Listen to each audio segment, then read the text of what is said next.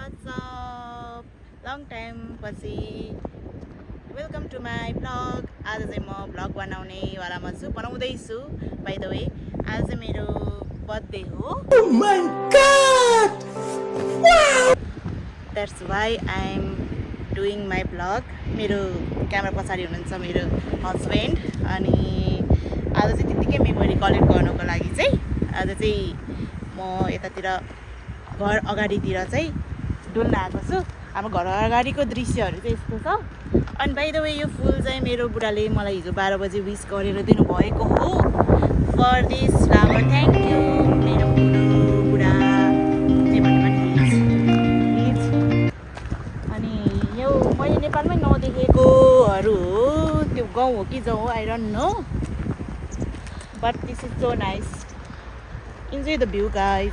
हेर्नुहोस् त, countryside Japan is so beautiful.